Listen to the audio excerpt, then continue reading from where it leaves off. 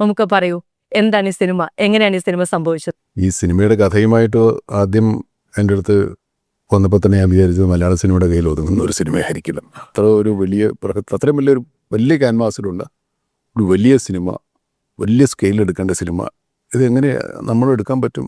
To big four Malayalam. അങ്ങനെ മഹേഷിൻ്റെ അടുത്ത് ഞാൻ പറഞ്ഞു, ആരാ പ്രൊഡ്യൂസർ? ഇവരുണ്ട് മറ്റൊക്കെ പറഞ്ഞു. പക്ഷെ ഒന്നും വർക്കൗട്ട് ആവുന്നില്ല. പിന്നെ ആൻഡ്രോ എൻ്റെ കൂടെ എപ്പോഴുള്ള ഒരാളായതുകൊണ്ട് ആൻഡ്രോ ആ ഭാരം ഏറ്റെടുക്കുകയാണ് ഉണ്ടായത്. ആൻഡ്രോയ്ക്ക് സപ്പോർട്ടിനായിട്ട് കുറച്ച് പേരുണ്ട്, അത് ഒറ്റയ്ക്കല്ല. അങ്ങനെ അത് ആരംഭിച്ചു.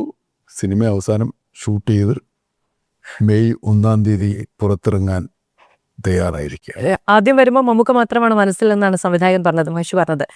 മോഹൻലാലിന്റെ പേര് മാത്രം പറഞ്ഞിട്ടില്ല, അത് മമ്മൂക്കയാണ് പറഞ്ഞത്. അല്ലല്ല, അതിന് നമ്മൾ ഒരു കുറച്ചുകൂടെ നാഷണൽ അട്രാക്ഷൻ കിട്ടാൻ വേണ്ടി അങ്ങനെ ആരെങ്കിലും, ബഡ്ജറ്റും കൂടി കാരണമായിരിക്കും അല്ലേ? ബഡ്ജറ്റും കൂടെ നോക്കുമ്പോൾ നമുക്ക് ഒന്ന് ആരെങ്കിലും ബോംബെയിൽ നിന്ന് ഇറക്കാം, ഹിന്ദി സ്റ്റാർസിനെ വിളിക്കാമെന്നുള്ളൂ.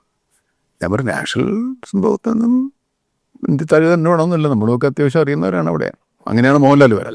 അവിടെ പുള്ളിയോട് സംസാരിക്കാൻ പറഞ്ഞു. സംസാരിച്ചപ്പോൾ പുള്ളി വിത്ത് ഹാപ്പി, വളരെ സന്തോഷത്തോടുകൂടി പുള്ളി സ്വീകരിക്കാം. എത്ര വർഷത്തിന് ശേഷമാണ് അല്ലേ രണ്ടുപേരും കൂടി? ഞങ്ങൾ സിനിമയിൽ അഭിനയിക്കുന്നില്ലെന്ന് മാത്രമേ ഉള്ളൂ, ബാക്കി എല്ലാം കാര്യങ്ങൾ